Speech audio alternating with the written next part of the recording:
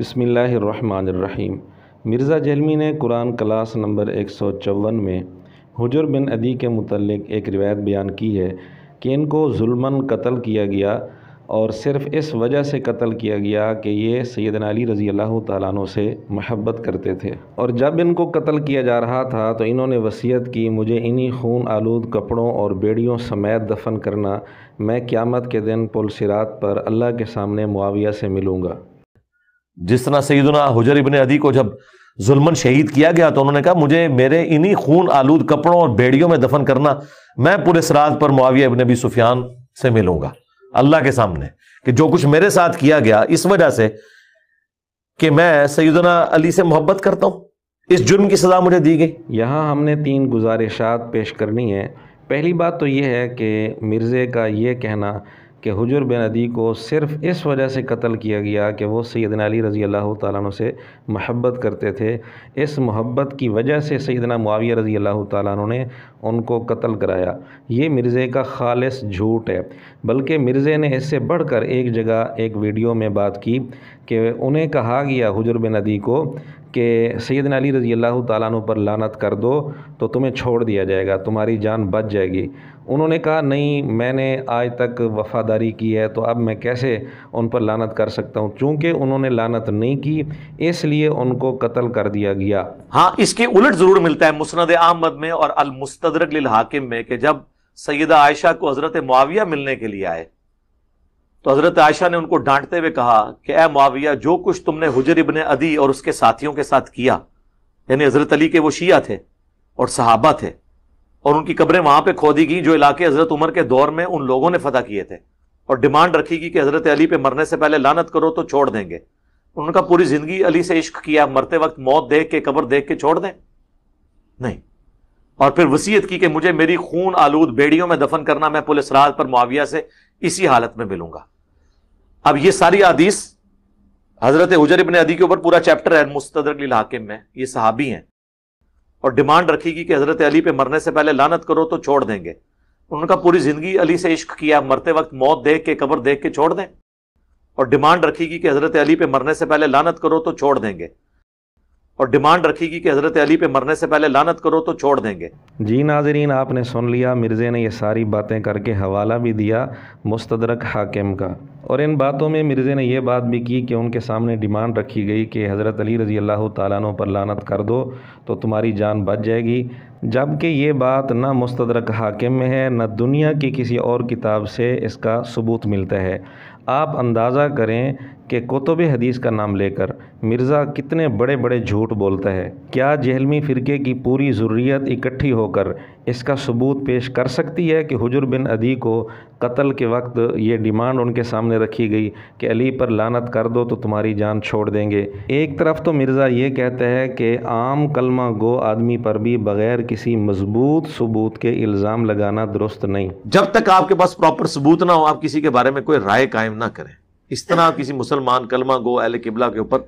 Please اس طرح کے الزامات نہ لگائیں۔ اور دوسری طرف صحابہ رضی اللہ تعالیٰ عنہم پر بے بنیاد روایات کا سہارا لے کر، کمزور روایات کا سہارا لے کر، بلکہ بڑے بڑے خالص جھوٹ بول کر صحابہ رضی اللہ تعالیٰ عنہم پر الزام لگاتا رہتا ہے، تو کیا یہ مرزے کی منافقت نہیں ہے؟ یہ تو تھی پہلی بات، اور مرزے کے تمام شاگردوں سے ہم پھر مطالبہ کرتے ہیں کہ سارے مل کر اس بات کا کوئی صحیح ثبوت پیش کر دیں کہ حجر بن عدی کے سامنے یہ ڈیمانڈ رکھی گئی تھی نعوذ باللہ کہ سیدنا علی رضی اللہ تعالیٰ عنہ پر لعنت کرو تو تمہاری جان بچ جائے گی۔ دوسری بات، مرزے نے کہا حجر بن عدی صحابی ہیں، لیکن اس نے پوری بات نہیں بتائی۔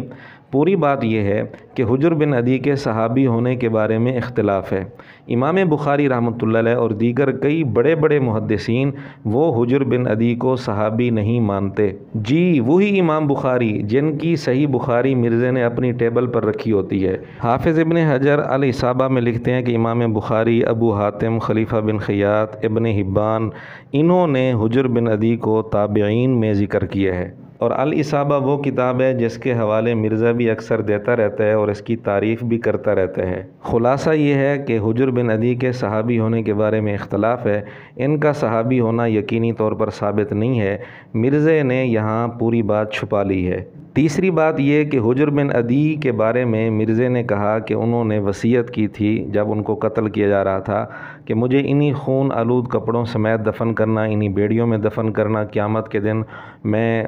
اللہ کے سامنے اسی حالت میں پیش ہونا چاہتا ہوں اور معاویہ سے ملوں گا، جھگڑا کروں گا وغیرہ وغیرہ۔ اور اس کے لیے مرزے نے حوالہ دیا مستدرک حاکم کا۔ ہمیں مستدرک حاکم میں یہ بات حجر بن عدی کی یہ جو وصیت ہے 2 روایتوں میں ملی ہے، وہ 2 روایتیں آپ کے سامنے پیش کر دیتے ہیں۔ نمبر 1 مستدرک حاکم حدیث نمبر 5979، لیکن اس کی سند میں اشعث راوی ہے جو ضعیف ہے۔ یہ اشعث بن سوار ہے اور اس کے متعلق اسی مشکات کی تخریج میں جو مشکات مرزے کے سامنے ٹیبل پر رکھی ہوتی ہے، اسی کی تخریج میں مرزے کے استاد زبیر علی زئی صاحب نے اسی راوی کو یعنی اشعث بن سوار کو 2 جگہ ضعیف لکھا ہے۔ حدیث نمبر 3062 اور حدیث نمبر 5794 کے تحت آپ خود دیکھ سکتے ہیں کہ مرزے کے استاد زبیر علی زئی صاحب نے اس راوی کو ضعیف لکھا ہے۔ اور مستدرک حاکم کی دوسری روایت 5981 نمبر ہے، اس کی سند میں ہشام بن حسان راوی مدلس ہے، اور مدلس کی ان والی روایت خود مرزا جہلمی کے اصول کے مطابق ضعیف ہوتی ہے۔ اور ہشام بن حسان راوی کو اسی مشکات کی تخریج میں جو مرزے کے سامنے ٹیبل پر رکھی ہے، اسی کی تخریج میں 9 جگہ مدلس لکھا ہے۔ ان روایات کے نمبرز آپ کے سامنے سکرین پر شو ہو رہے ہیں جن کے تحت مرزے کے استاد زبیر علی زئی صاحب نے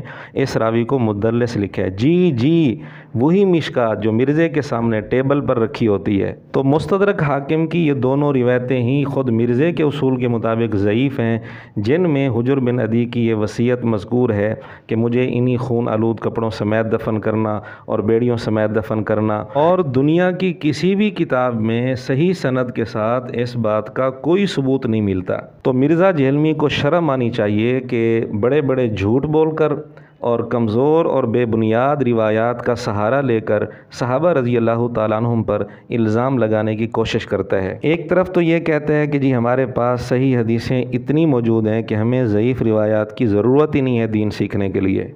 ساڑھے کو صاف ستھرا اتنا مواد ہے کہ وہی نہیں مکتا، عمر نو بھی مل جائے، تو ہمیں کیا ضرورت ہے کہ ہم جس طرح ہمارے پاس صحیح حدیثیں اتنی ہے کہ ہمیں ضعیف روایتوں کی ضرورت ہی نہیں ہے دین سیکھنے کے لیے۔ مرزے کے اسی قسم کے ڈائیلاگ سن کر مرزے کے شاگرد اندھے ہو جاتے ہیں اور وہ سمجھتے ہیں کہ مرزا جو بھی بات کرے گا یا قرآن سے کرے گا یا صحیح احادیث سے کرے گا، حالانکہ یہ اپنے مفاد کی خاطر صحابہ پر الزام لگانے کے لیے ضعیف روایات بھی پیش کر دیتا ہے اور بلکہ بڑے بڑے جھوٹ بھی بول دیتا ہے، جس کا ایک نمونہ آج آپ کے سامنے ہم پیش کر چکے ہیں کہ اس نے جھوٹ بھی بولا ہے اور ضعیف روایات بھی پیش کی ہیں اور یہ بھی نہیں بتایا کہ یہ ضعیف ہیں۔ اور خود مرزا کہتا ہے کہ امام مسلم رحمۃ اللہ علیہ کے نزدیک جو آدمی ضعیف روایت بیان کرے اور اس کا ضعف نہ بتائے وہ جاہل ہے۔ اور امام مسلم نے جو سخت الفاظ استعمال کیے ہیں، انہوں نے کہا ہمارے زمانے میں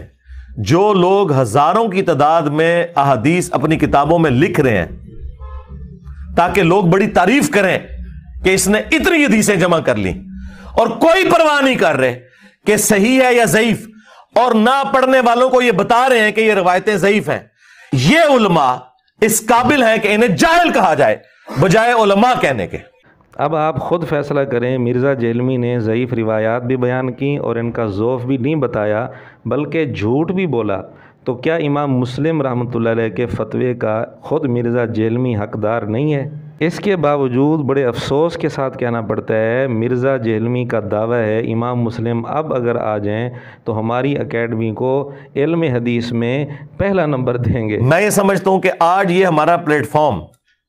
اللہ کے فضل سے علم حدیث کے حوالے سے جو خدمت کر رہا ہے،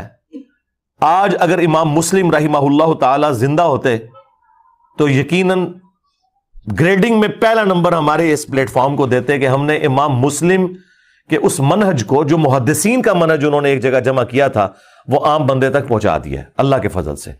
ہم بتاتے ہیں کہ امام مسلم اگر آ جائیں تو مرزا جہلمی کو پہلا نمبر کس چیز میں دیں گے؟ جاہل اور کذاب لوگوں کی لسٹ میں پہلا نمبر امام مسلم مرزا جہلمی کو دیں گے۔